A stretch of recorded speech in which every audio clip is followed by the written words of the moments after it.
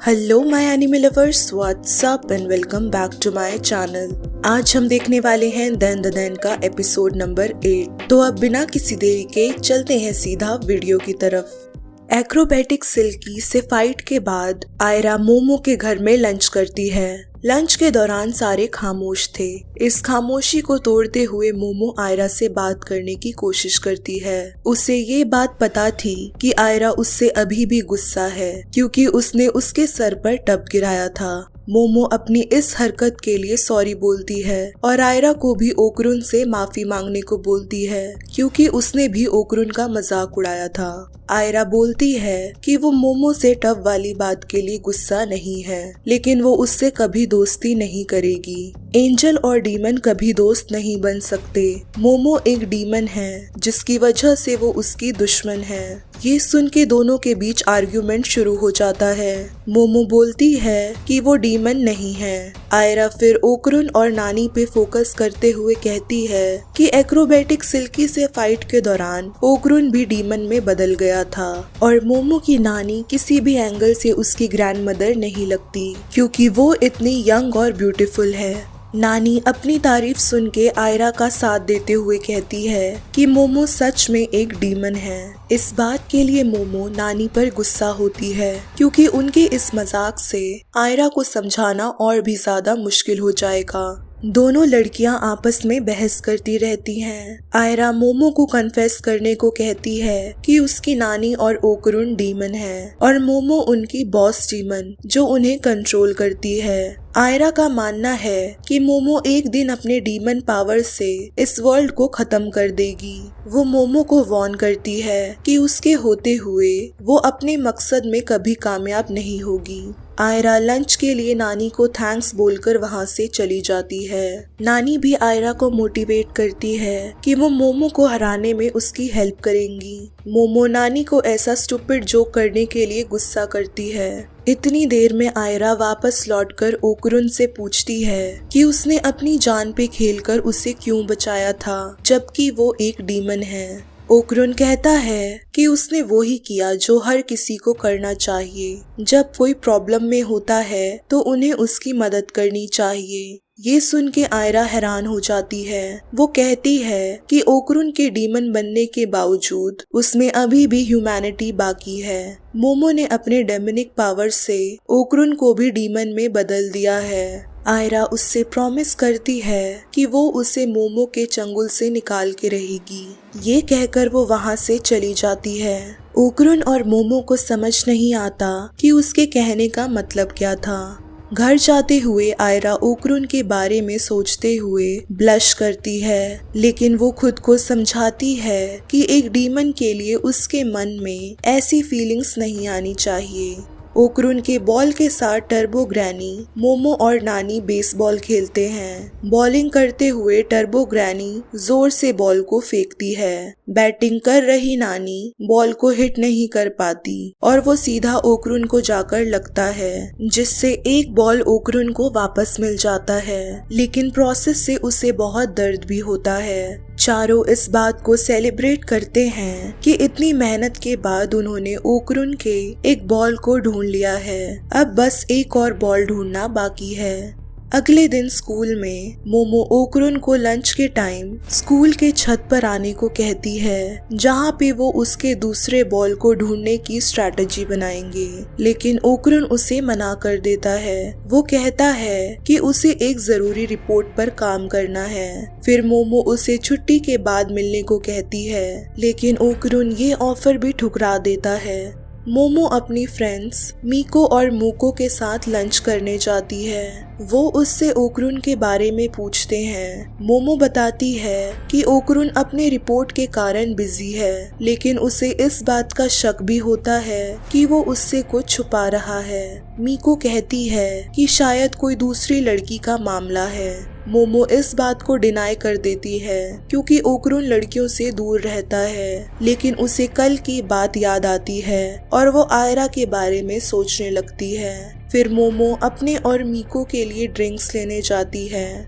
School ground में चलते हुए उसे अजीब सा महसूस होने लगता है और वो सोचती है कि एक बार ओकरुन की क्लास में जाकर वो उसे चेक करे, लेकिन फिर सोचती है कि ओकरुन रिपोर्ट की वजह से बिजी होगा, इसलिए उसे परेशान करना ठीक नहीं है। चलते हुए मोमो की नजर अचानक ओकरुन और आयरा पे पड़ती है, जो जमीन पर एक दूसरे के ऊपर लेटे हुए थे। ये देखकर मोमो को शॉक लगता है और उसके हाथ से जूस के बॉक्सेस गिर जाते हैं।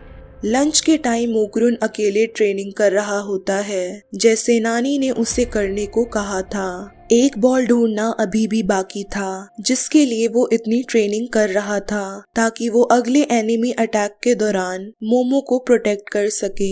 यही कारण था जिसकी वजह से उसने रिपोर्ट का बहाना बनाया था, क्योंकि वो मोमो को ट्रेनिंग के बारे में नहीं बताना चाहता था। तभी अचानक आयरा वहां आ जाती है और जबरदस्ती ओकरुन को किस करने की कोशिश करती है। ओकरुन शौक में आयरा को पीछे हटा देता है और पूछता है कि वो ऐसा क्यों कर रही है, जिसके जवाब में आयरा कहती है कि उसने मैगजीन में पढ़ा था कि अपने दिल की बात बताने के लिए किस करना चाहिए। आयरा ओकरुन के पीछे पड़ जाती है और फिर से उसे किस करने की कोशिश करती है। ओकरुन उसे रोकने के चक्कर में गलती से उसी के ऊपर गिर जाता है।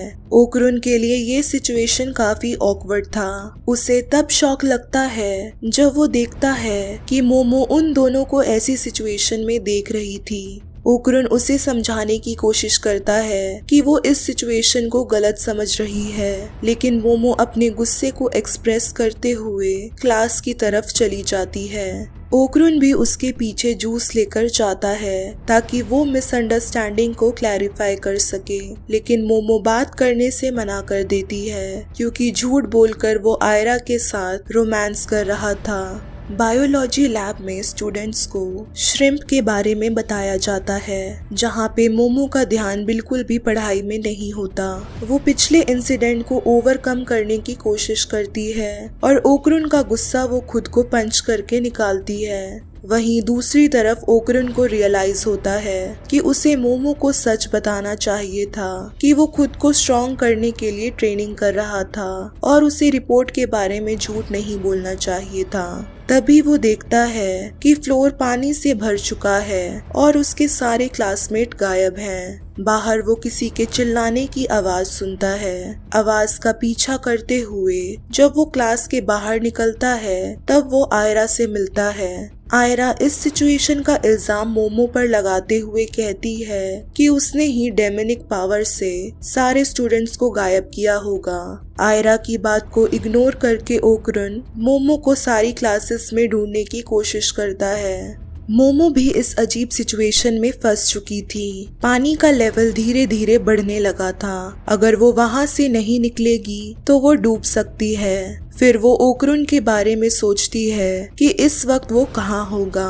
तभी उसे हॉल से अजीब आवाज सुनाई देती है जो उसके पास बढ़ रही थी। मोमो एक बड़े से स्नेक क्रीचर को देखती है और उससे छुप जाती है। छुपने के दौरान मोमो के पैरों से पानी में एक लहर बन गया था। उस लहर को फील करते हुए वो क्रीचर अपने मुंह से ब्लास्ट करता है, जिससे पूरा क्लासरूम डिस्ट्रॉय हो जाता है। मोमो इस अटैक से बच जाती है और क्रीचर के जाने के बाद वो दोबारा ओकरुन के बारे में सोचती है। ब्लास्ट की आवाज से ओकरुन और आयरा भी डर जाते हैं। ओकरुन याद करता है कि जब उसने और मोमो ने फ्लैटवुड मॉन्स्टर का सामना किया था तब भी ऐसा ही सिचुएशन हुआ था, जब हर जगह अंधेरा हो गया था। लेकिन एलियंस को हराने के बाद सब कुछ पहले जैसा नॉर्मल भी हो गया था। आयरा को एलियंस पर यकीन नहीं होता।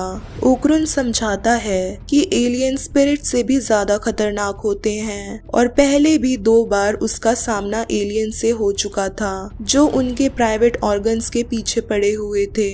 उसके बाद एक क्रैब हेड वाला एलियन उन पर अटैक करता है। अटैक से बचते हुए ओकरुन टर्बो ग्रैनी में ट्रांसफॉर्म हो जाता है। अचानक ही ओकरुन जमीन पर गिर जाता है और अपने नॉर्मल फॉर्म में वापस आ जाता है। वो देखता है कि सर्पो एलियंस ने उसे घेर लिया है। उन्होंने ही अपनी पावर से उसके कर्ज को कंट्रोल कर लिया था, जिसकी वजह से वो वापस नॉर्मल हो गया था। ओक्रुन को बचाने के लिए आयरा एलियंस को क्रॉस दिखाती है, लेकिन एलियन उसे अपनी पावर से दूर फेंक देते हैं। सरपोज ओक्रुन को बताते हैं कि वो उसके रिप्रोडक्टिव ऑर्गन के लिए आए हैं ताकि वो उसके सुपर नेचुरल पावर को ले सकें। ओक्रुन उन्हें समझाता है कि वो उसकी पावर नहीं है बल्कि एक कर्स है। ओक्रुन लगातार टर्बो ग्रैनी में ट्रांसफॉर्म होने की कोशिश करता है, लेकिन सरपोज की पावर की वजह से वो ट्रांसफॉर्म नहीं हो पाता। सरपोज अपना सिजर निकाल के ओक्रुन के बनाना ऑर्गन को काटने की कोशिश करते हैं। तभी आयरा अपने बालों से सरपो को पकड़ लेती है। आयरा एक्रोबैटिक सिल्की में ट्रांसफॉर्म होकर एलियंस को ऑर्डर देती है कि वो मास्टर ताकाकुरा को छोड़ दे। सो हे गाइस, अगर ये वीडियो आप सबको पसंद आई है then don't forget to like, share and also subscribe to my channel. और बाकी के दैन द दैन के एपिसोड्स को चेकआउट करना मत भूलना। तब तक के लिए टेक केयर एंड सायोनारा।